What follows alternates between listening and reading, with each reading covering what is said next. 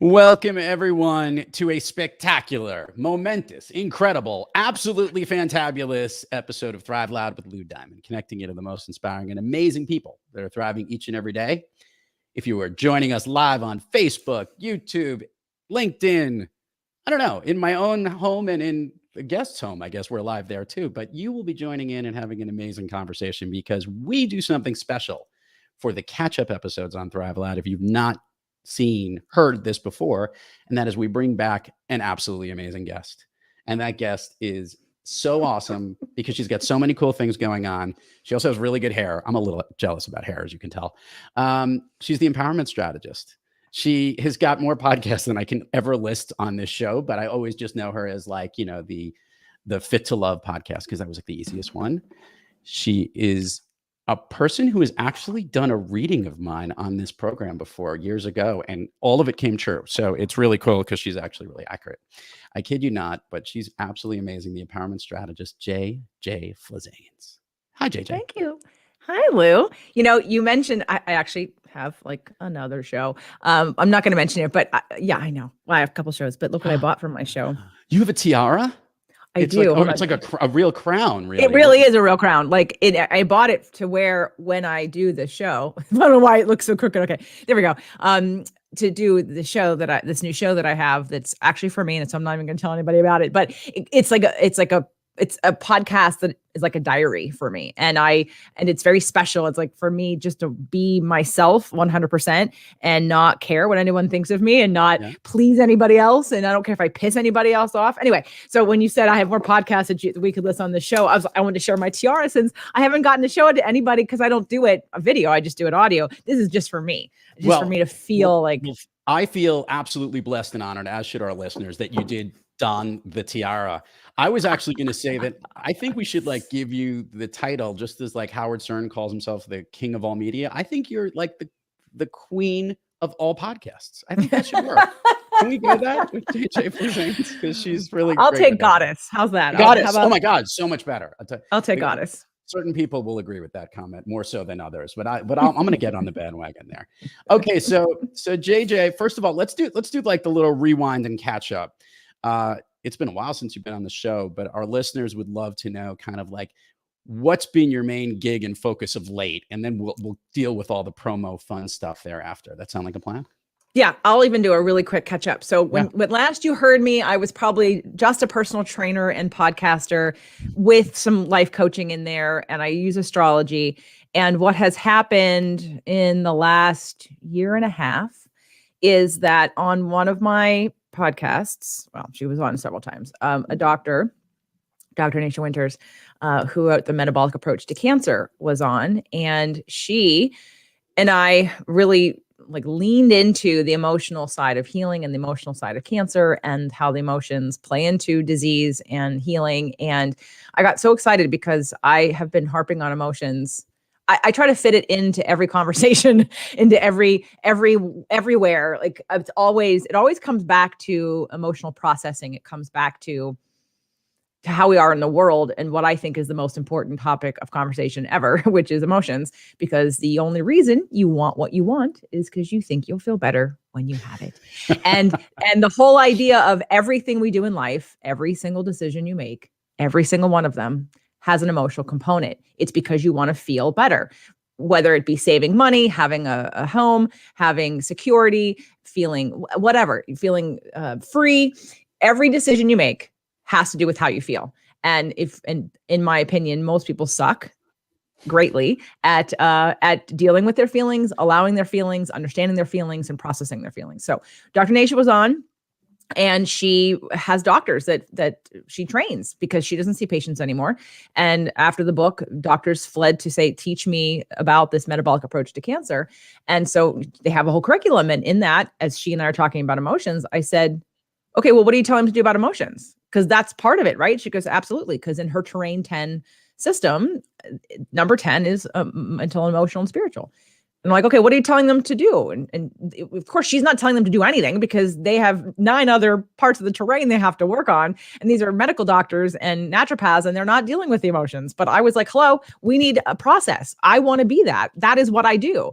And so that kind of started this this relationship. And now I work with cancer doctors, helping their patients emotionally heal.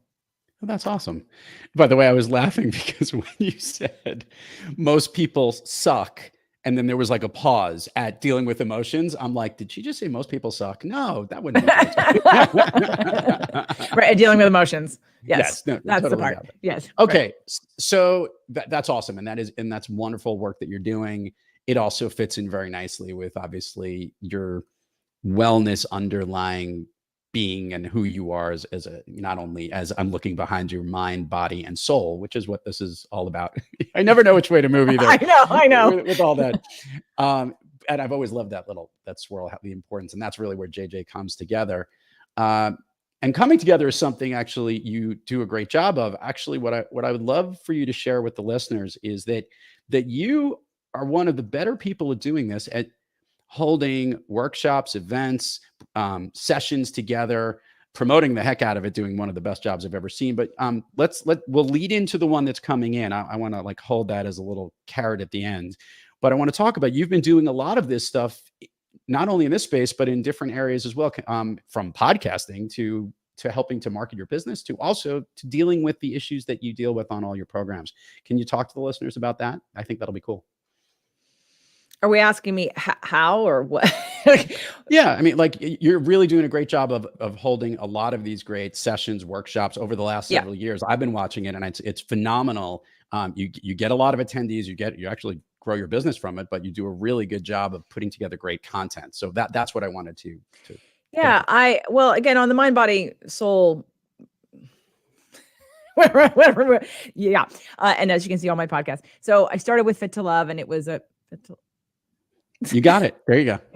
Right there. I start with Fit to Love, and it was all of the things as a personal trainer that I knew my clients wanted: cooking, healthy cooking, exercise, and talk about joints and how to exercise properly and not hurt your joints, and to be effective with what it is you're doing.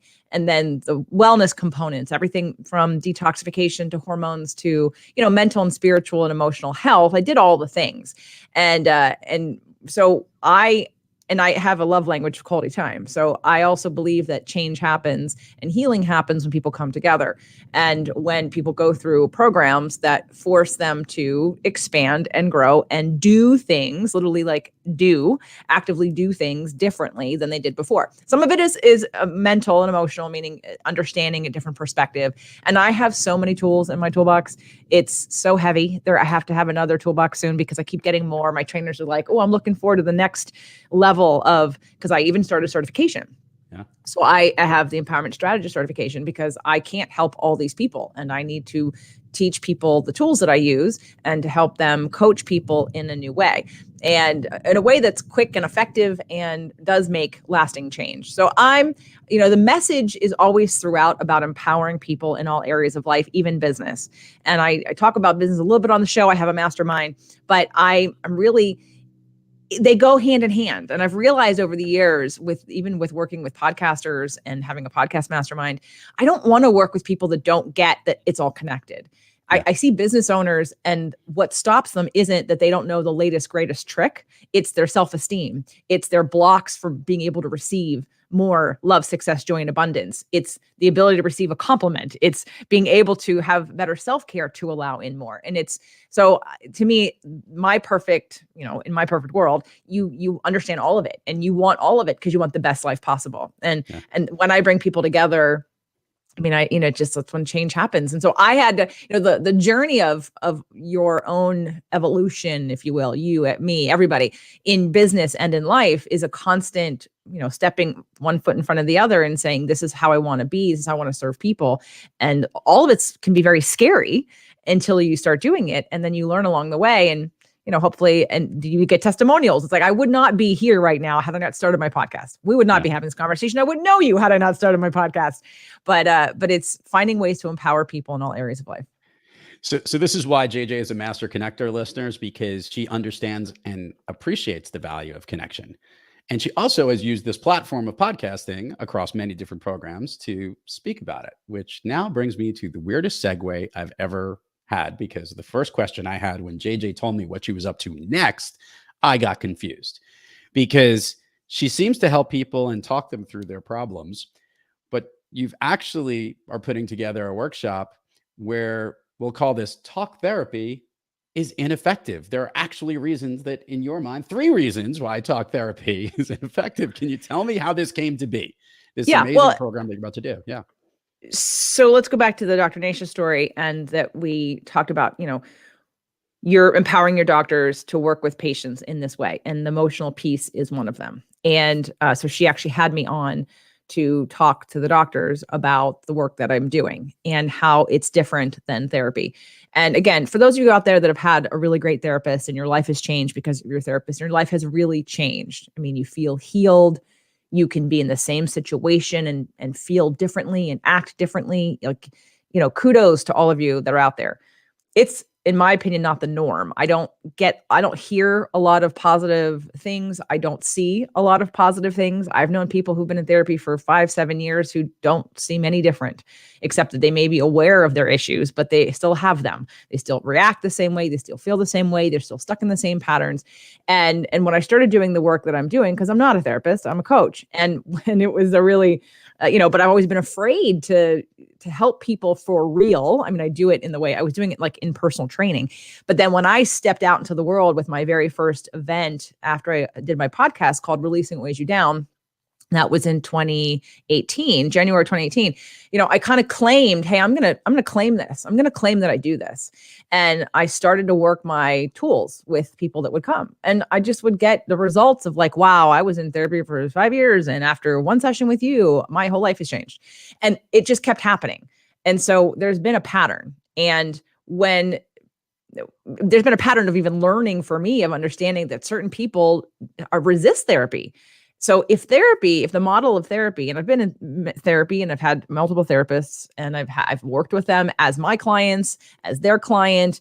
And again, I'm not putting them all under the bus. I'm just saying that there's a lot of bad therapists, and the process of therapy also lacks some things and part of it's legal for them to protect them.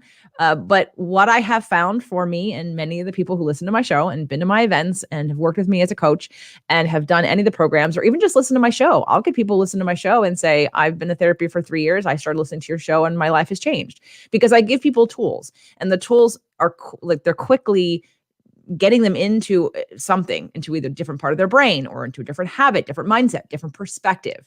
And so my message right now for a lot of people because I'm about efficiency, and I definitely agree with anyone who doesn't want to go sit and talk to somebody and tell them what happened yesterday and complain about it and then leave feeling no better or not having any other tools, or trying to get to know somebody and have to go back all the way. And I'm going to tell you every time I'm coming in, I'm going to tell you about my family and this person, that person, this story and that story. I get it.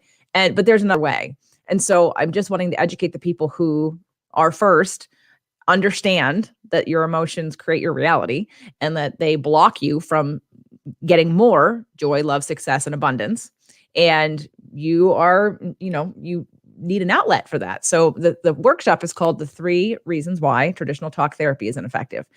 Now I'm going to go over more than 3, but I'm going to set it up for you so that you, but I'm going to go over the main 3 and then kind of things you can do instead, and what to look for and what to help if you love the person you work with. Okay, then there are things within that you can ask for.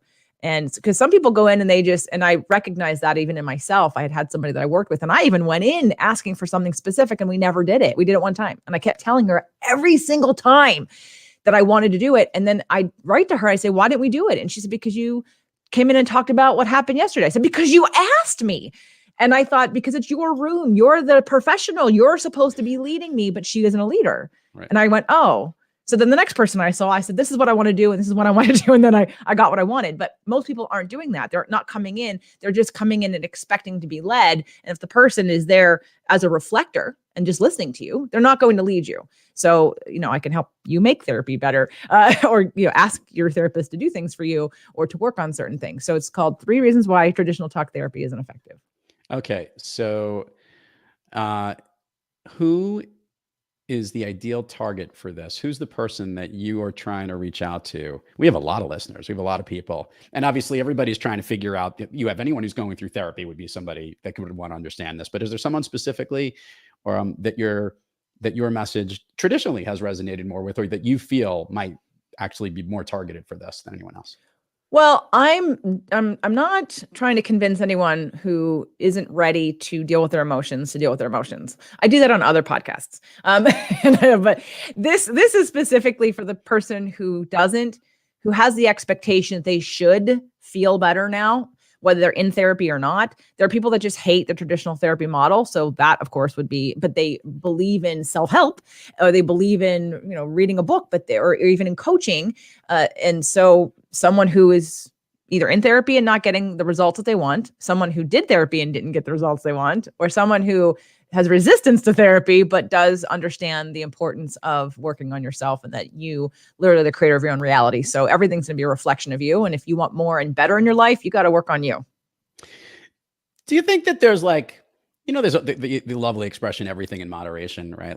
Too much therapy probably isn't a good thing. Not enough of it might not be good either.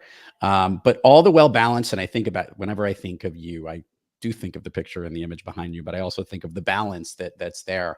How do you help people achieve the balance that you actually are able to do all these different things at once and are very conscious in making sure that you're always balanced?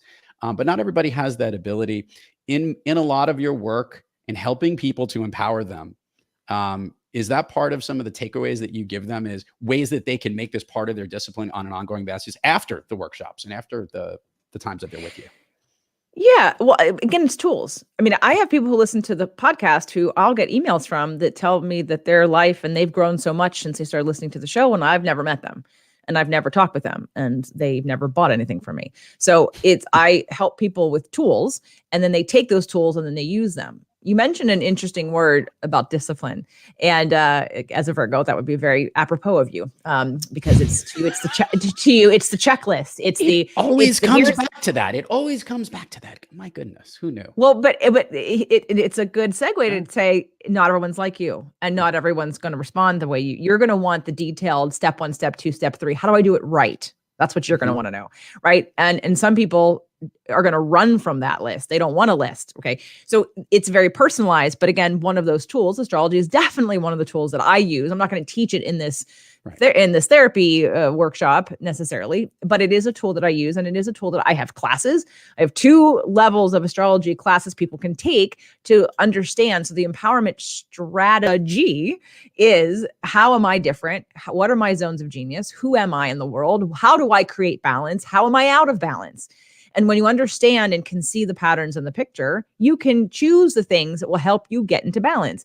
You can be aware of the patterns. I have a client who's in the mastermind, and this year, and she was in last year, and she said to me, I handled what's going on right now so much better this time than I did last year. And I said, it's because you now have an observer perspective of the pattern. When you can see the pattern, you stop being a victim to it, and you stop being sideswiped by the trigger that happens, because you understand it's a pattern and you know what it's about and you know what it's connected to. So, so I think that whoever is listening to this and it speaks to them, again, if it's not you, but there's somebody else that who's been in therapy for a long time and nothing seems to change, it has to be a self-diagnose. In my opinion, if you're not happier, healthier, more successful, and literally your life looks different, then it's probably not working in some way. I want to hit this question with you because we haven't spoken in a podcast environment since the pandemic. And I could be wrong on that. I may have done something with you as a panel or something like that. But specifically in this environment where we hear it, there are more and more people who are facing depression. Suicides are up. Mental illness is becoming so much more prevalent and much more aware in so many different avenues, from athletes to everyone. The world has put a lot of pressure on us, and it makes people like coaches and whatnot very, very busy. And I always want to know, do you sense that vibe, that it almost feels like the volume? You have an ability to sense other things. I know it's more than just one-on-one stuff. You can feel a room. You can understand what's going on. You have that ability to assess an energy in that. Where you are right now, do you think that's the case? Because it depends on where you are in the world or whatnot, but it does seem more prevalent than ever. Oh, and it is. And it's because you have taken away a lot of people's coping mechanisms. That's why there's more weight gain. That's why there's more alcoholism, because now we're implementing, instead of, we can't go to work, we can't see other people, we can't go outside, we can't go on vacation. Well, you can, but I did. But anyway, the people who feel restricted and closed in, what happens is now your habits have been changed and you have to deal with you. That's why, I mean, in a very good way, marriages were either going to, get stronger or fall apart, because you're being forced to be with somebody that maybe you were avoiding before. And so, but that's part of the epidemic, if you will, of what's going on in the world. And it has been, is that we keep denying and not facing what's going on inside of us. We go outside of us. We're always looking at what's going on and we're trying to avoid it. We're running from our feelings. It's literally like one of the hard, it's not hard for me because I freaking love this stuff. But for most people, dealing with your emotions is like the scariest thing you can think of. And because of that, when you close people in and you tell them they can't go anywhere, they can't see anybody, and things that they may have done to cope with their stresses or deny their stresses or manage their stresses, right? I'm a big one on the difference between stress management and stress reduction. Why would you want to manage something? Don't you want to get rid of it? I mean, it makes no sense. Stress management. I'm just going to shove the paper. I'm going to rearrange the stress so it looks different, but it's still there. That's ridiculous. So yes, I think that in one aspect, it's not a good thing, right? But it can be if you take your power back and say, I'm depressed and I want to do something about it, because obviously I've been running from it, because all this situation has done is amplified what's already under the surface. Let's do the plug thing, and then I want to have a fun well, we've been having fun since the very beginning because it's Lou and JJ here. I want you to share with the listeners, we will put it up here, where they need to go, websites, URLs, stuff like that, for the free workshop that's coming up, and anything else you want to plug. This is your plug window, JJ. We'll put it in the show notes, but it always gets more engagement when they hear from you. And the people who are like driving, we don't want them to pull over and just search right away. So they should hear it, Well, don't you have a link? Of course we do, but I have got the regular JJ link, but I don't have the actual. I have the link in the notes for anyone who signed up for this thing. They can sign up for this particular thing. So click on that link. But where can they go if they want to learn more about it? It's just that link. That'll do it, right? The link that I put in the show notes. Yep, the link you're going to put in the show notes will be the link. Listeners, that's a link, and it's too hard to. I'm going to give it a cool name. I'm going to say JJ is the coolest ever, and that we're going to rename that link, and that's what it'll be. Would that work? You can do whatever you want. It's your link. However you get people to click on links from your show is whatever you're going to do. We will do that. Okay. Any other things coming down the pike aside from this event? What else is going on in the world of JJ? Plug-wise here. Anything coming up after this? Well, I'm writing my fourth book, which is going to be, quote, surprise, surprise, on emotions.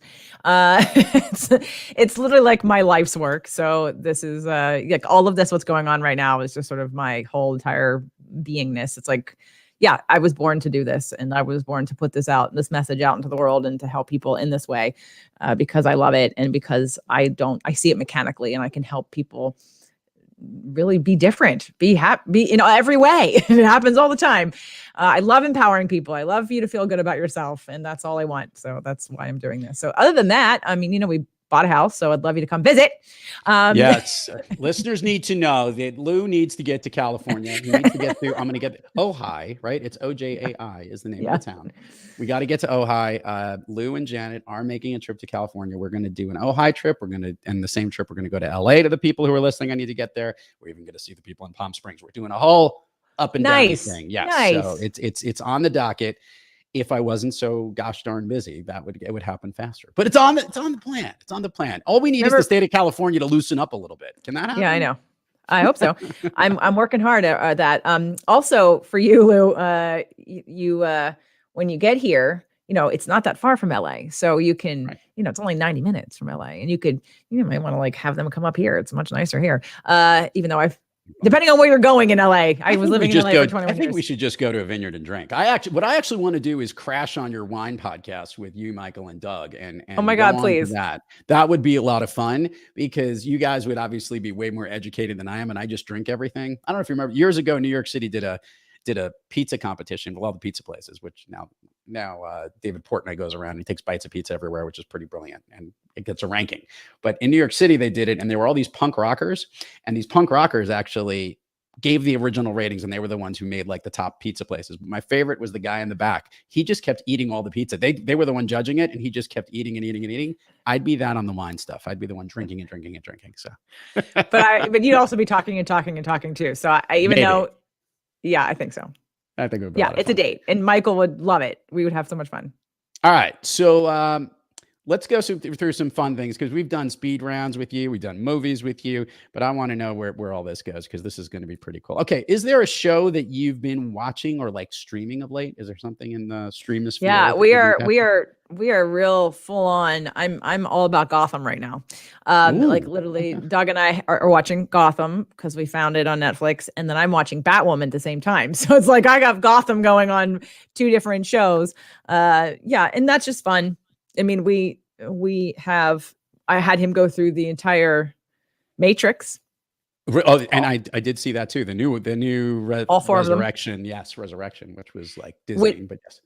Well, now he understands the joke, like the what people say when they like make a line, a quote from the Matrix. He now goes, "Oh, that's from that movie." Like, yes, and it's rather ironic, because at the opening of just about every one of his podcast shows is a movie quote of some sort. So it is kind of amazing. We're gonna have to have a conversation with him. And he hasn't seen most of them, so yeah, he wouldn't know. Yeah, it's all. I'm trying. I'm trying to catch him up.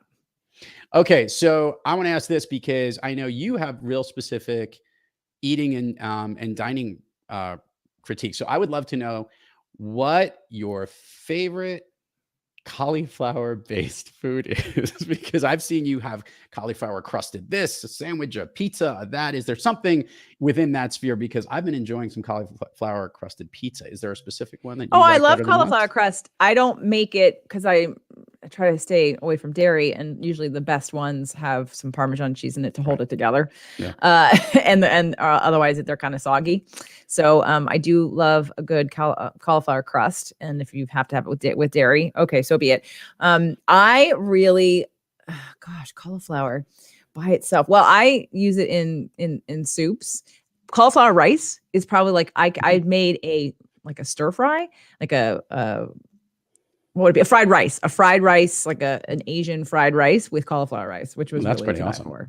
Yeah, and of course, my favorite topping of all is butter and truffle salt. So, you've had a bunch of vacations and holidays. I want to capture these because this is from my memory and my stalking you in social. There was a trip to Greece. Yes, that was last year. There was a trip. I want to say was it to Mexico or something? That was last year. That was last year. And then there was another trip recently, but I don't know where you went. Where did you go? The most recent vacation you went on. The most recent vacation was to Vegas, and it wasn't really a vacation. That was Thanksgiving. But that was Thanksgiving. Vegas is a vacation. It's not a normal place. True. You know? It is like Disneyland for adults. But we were in Vegas for Thanksgiving. No, the most recent trip was Greece. Okay. That was in September of 2021. Which was your favorite? You were on islands? Were you island hopping, or was it? We finally went to Santorini. I'm like, okay, we have to come back here. I get it now. The hype. I get it. Did you do the thing where I've seen this? I've had friends who've gone there. They put their feet in like some kind of like a water thing, and there are these little fish that are like mini piranhas. Did you do that? No, but we did that in Cabo. I did that in Cabo in 2018. October of 2018, we were in Cabo. Listeners, this is how you catch up with someone socially. You literally like look at them on the social. Oh, that looks cool. I want to ask them that question. All right, I've got a wine-related question from you. If you have your choice of your go-to wines, like the most common wines, 1, 2, and 3, the ones you love to have. Is there a certain type of grape or Absolutely. Let's hear it. Absolutely. The first one is Syrah. Okay. My first trip to Italy, I had a Syrah, and I tested that out because I thought, all right, let's see how Italy does with Syrah, and I loved it. I'm like, okay, cool, Syrah, yes, check. The next would be Zinfandel. I'm a big Zin fan. Yeah. And no, white Zinfandel does not count. Please never say those words together in the same sentence. Zin is red. Thank you. And it should be anyway. You can. So Zinfandel, real wine drinkers don't drink white Zinfandel. That's called rosé. Yes. And then I guess there's here in I don't know if we just do in California, it's a Grenache, Syrah, Mourvedre. It's a GSM, and not everybody in the world does a GSM, but that blend together is a really great blend. I love Mourvedre by itself. I love Syrah, and I love Grenache. So I guess if I had to do just one grape, Grenache would be the next one. All right. I like that. Just a note, one time I had a petite Syrah, which is way heavier than a regular Syrah. That's like the biggest thing. Oh, it's going to be like a little Syrah. And 2 minutes later, I was asleep. Yeah, that didn't work. As you could say, I'm the guy just drinking all the wine and talking the most about it. Okay. JJ Flizanes, everybody, 3 reasons why talk therapy isn't effective. We're going to actually hit a tag on this so that we can give you the exact link on where to go so you can listen to it right after we wrap up this episode. So good to see you. So good to catch up with you. Thank you. Everything good? Everything's going to be good and everything's going to be great, right? That's how I always look at you. I get empowered when I talk to you. Thank you. Well, because I'm full of hope and I'm a good problem solver, and that's kind of what I hope to get people to do when they come to this workshop, this free workshop. Which, by the way, there'll be a Q&A at the end, so if anybody has any more specific questions. But I just want to empower people to not feel stuck and to know that they can have freedom in all areas of their life and have more joy, love, success, and abundance. And just want to help people do that. I really, it's frustrating, although it's not my, people are ready when they're ready. And if they're not asking, they're not listening. But so it's learning to just allow people their process. But when you see someone, and everyone can relate to this, if you do any kind of business with helping people in any way, that you see there's the hard path and here's the easier path, and people keep taking the hard path, and you're like, just come over here. It's a couple steps over here. You could just be a lot easier, right? And then it's like, but they want to keep taking the hard path. Okay, so for those of you that want to take the easier path, it may have a little bit of a hill and you might have to climb it a little bit, but it ultimately is going to get you to where you want to go. So that's all I'd say about, that's my energy. That's my belief. There's always an answer. There's always a way. There's always a way. JJ Flizanes, there's always a way. Thank you so much for coming on the program today. Thanks for having me, Lou. And to all our listeners out there, thank you for joining us. And until next time, keep moving on, onward and upward. And remember, be brief, be bright, be gone.